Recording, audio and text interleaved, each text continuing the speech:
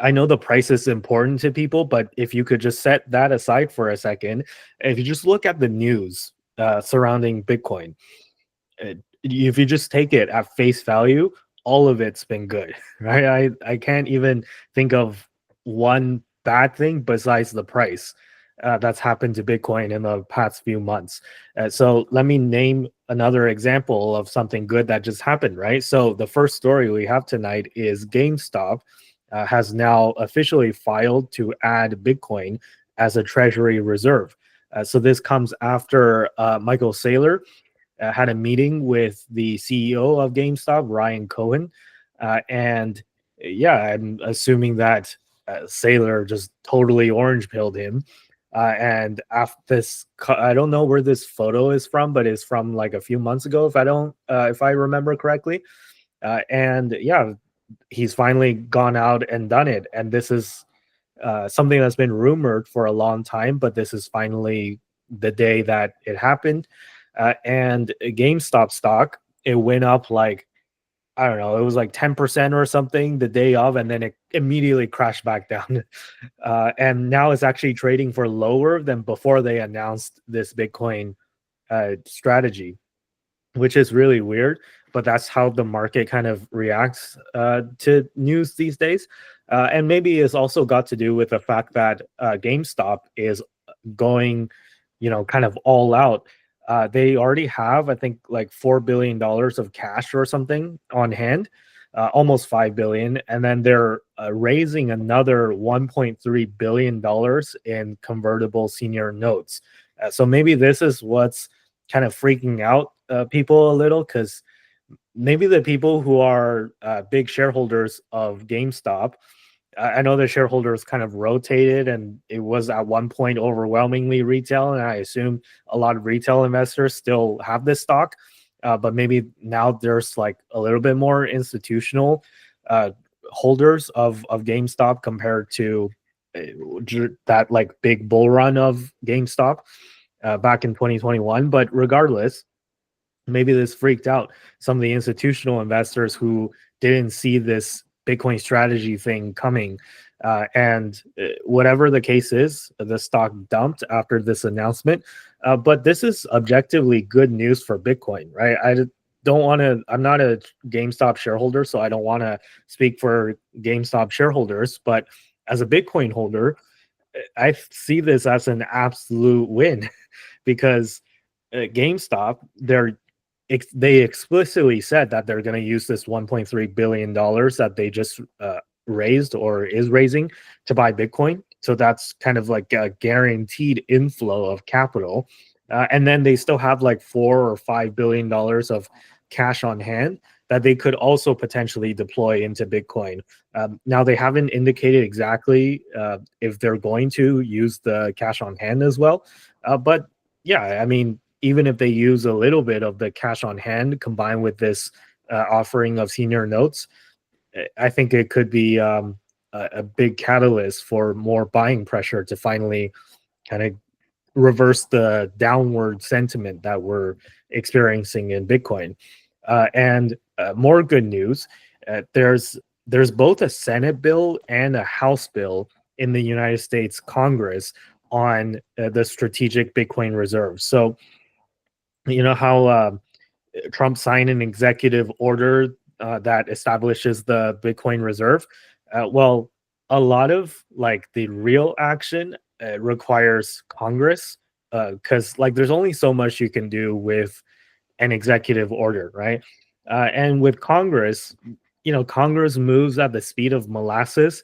But what happens is that they're trying to push through two bills at the same time that's identical so that it can be done faster instead of having it being passed back and forth between the Senate and the House. There's a House bill and then there's a Senate bill, and they're, as far as I'm aware, pretty much identical. So you can kind of like do two things at the same time. So you don't have to wait for the Senate bill to finish and then get passed to the House and then do it all over again, right? But in the House, first of all, in the Senate, we have Senator Cynthia Lummis, who is a big Bitcoiner and supporter of the bill, and she sponsored the bill.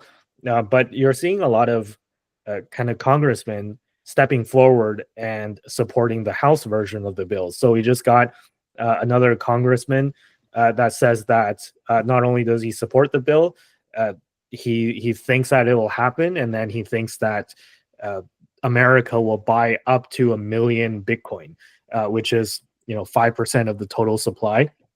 And I would argue it's probably more than 5% of the total supply if you factor in the 1 million Satoshi coins and then the 4 or 5 million that have been lost. So, yeah, if the US already has 200,000, they might be buying 800,000 Bitcoin in the not too distant future if these bills, if the House or the Senate bill kind of, make it through Congress eventually and passes and becomes law. So yeah, this is like a endorsement. Although this is just one congressman, but I'm sure that there's also a lot of other Congress people that may not have publicly commented. But if it is put to a vote, there's the Republicans mostly support it, and then the Democrats are not all against it, right? So maybe if we have, you know, 90% of the Republicans support it, and then 20% of Democrats support it, that's probably enough to actually pass the bill. So, yeah, we just have to kind of wait till the bill makes it to that stage. We have a lot of other senior people. This is a comment from the Bitwise CIO, although he's probably kind of biased because he runs an ETF on Bitcoin. But the Bitwise CIO just said recently that now is the best time to purchase Bitcoin. So we've all seen the price kind of dip a lot, and then now it's consolidating. So maybe now it's like setting up for the big next bull run, right? And yeah, Russia, or Max Kaiser just said that he knows that Russia is quietly accumulating massive Bitcoin reserves. So I'm not sure. Like Max Kaiser, he's kind of like an eccentric guy. He says a lot of things. So I don't know how much credence you want to put to what he's saying. But according to Kaiser, like he's pretty sure that he also said the same thing about China, by the way. So he also said China is accumulating Bitcoin, and he's recently just said that Russia is also accumulating Bitcoin. And yeah, I just to wrap this story up, I just want to share a couple of memes. So this is just us kind of waiting for um, the Bitcoin market to kind of take off. Where yeah, this is kind of like a thing that's living rent free on all of our minds, I'm sure. And then the second meme, I'm not sure if you guys have seen the trend on X to make everything Studio Ghibli style, but this is kind of the Studio Ghibli meme that somebody made about Bitcoin. It's like, why is Bitcoin going down? Well, so it can go up again, and then everyone becomes laser eyes. So that's kind of all the stories that I've pieced together that indicate that the bottom might be near or the bottom might already be in, and that we're ready for a Bitcoin bull run at any moment now. But it's just, we just have to maybe wait for a bit longer. So I won't ask you guys exactly when the Bitcoin bull market will start for reals, because I'm sure you guys also want to know the answer but don't know the answer. But I just wanted to ask you guys to kind of comment on any of the stories that we've mentioned. Is like, does any one story stick out to you? And what do you think the next catalyst would be to spark the bull run, if there is kind of a catalyst, right? If it's something that's I didn't mention on the list as well, that would appreciate your insights as well. So maybe it's none of the things that I mentioned. Maybe none of the things I mentioned on the list has anything to do with when the next big bull run will start. Maybe it's something else completely. But I just kind of want to get you guys' thoughts on how this the remainder of this year will kind of play out for Bitcoin or for the market in general, or any ideas that you guys have. I think that we're basically seeing, like, as many Bitcoiners have prophesized, that Bitcoin game theory is starting to play out. we're seeing clear signs of it. Like you said, Max Kaiser's a little bit eccentric and everything. So I mean, if he's got some information on Russia accumulating Bitcoin, I mean, he's not the first person to say that Russia's been doing this. And Russia has already indicated that they're looking into crypto to bypass certain types of U.S. like sanctions. So I just see that as Bitcoin game theory playing out. I also know that David Bailey has been commenting on China stacking Bitcoin, and he's the guy that basically convinced Trump to do it. I mean, he was very much like a force towards that. So on the nation state adoption, I seeing China and Russia get into it is just telling me it's exactly as we expected. Once America starts stacking, everybody kind of starts stacking. I am a little disappointed being a Canadian because I just think that like historically we were kind of ahead of the curve on Bitcoin, having so many Bitcoin companies set up in Canada, and also having like Pierre Poilievre be the first like G7 politician to say anything positive about Bitcoin. But we're still kind of waiting for our moment. So I'll just say that from like the nation state adoption standpoint. I mean, considering we're one of the richest nations in the world in terms of energy resources, it's a huge opportunity for us. It would probably help us in the tariff talk situation, give us a little bit of stability away from the US dollar issues. But on the GameStop thing, I would say that I was looking at GameStop's like financial statements, and I'm seeing a lot of improvement in the last few quarters. And GameStop is certainly be a company that can produce several $100 million in free cash flow to continually pump into Bitcoin. On top of the fact that they can leverage their balance sheet in the same way that MicroStrategy has. So I think it's generally very interesting to see a big company, a big high-profile company like GameStop, being a meme stock play out the way it is. It kind of makes sense too, considering the struggles of the company. And I think that, I mean, for me personally, I'm still gonna just keep holding MicroStrategy. That's gonna be the leverage play I wanna do. But this is interesting because there's so many people in MicroStrategy, which means that it might actually create new Bitcoiners if it starts to perform well.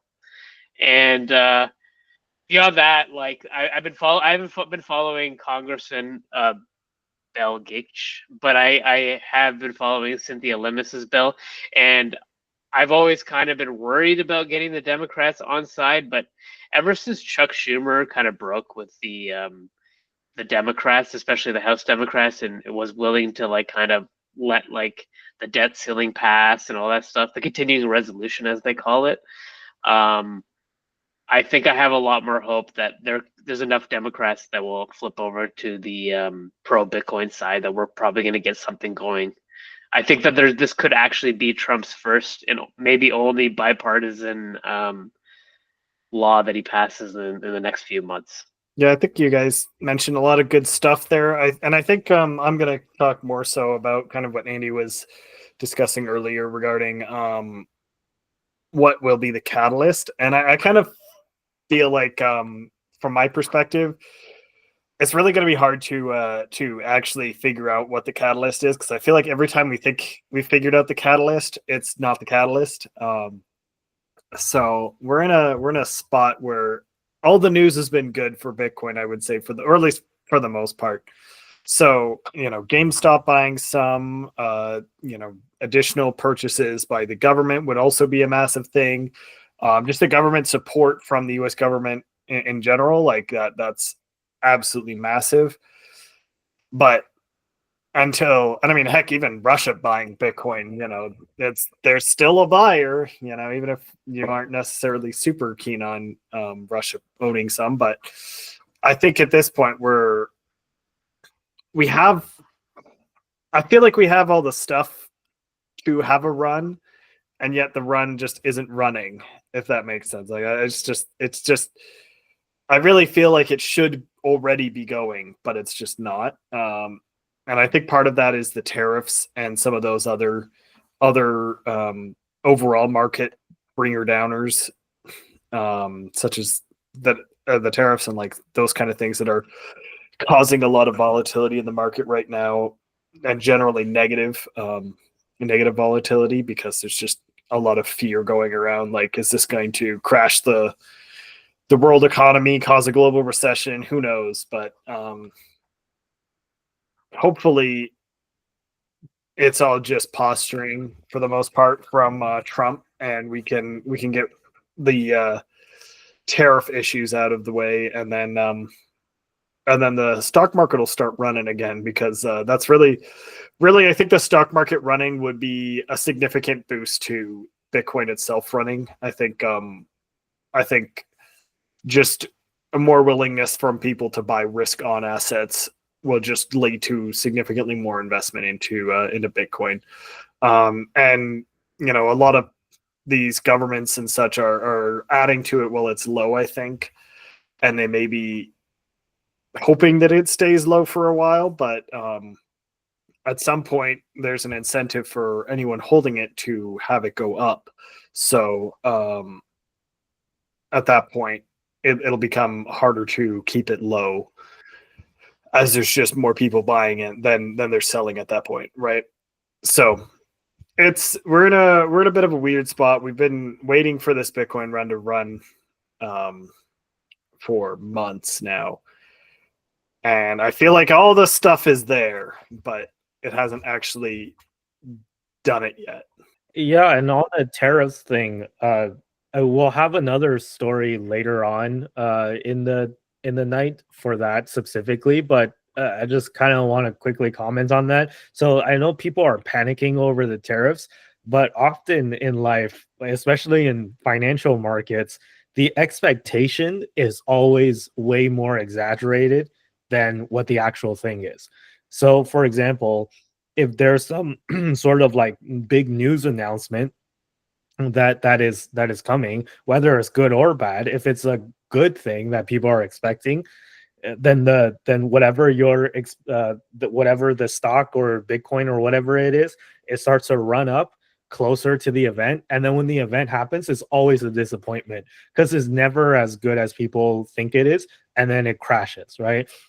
But I think that the reverse can actually play out with the tariffs thing, with Trump saying that, oh, April 2nd is Liberation Day, we're gonna like tariff the entire world, and people are freaking out about that, because they're like, oh, this is going to launch a global trade war that'll last for years and send us into the next Great Depression.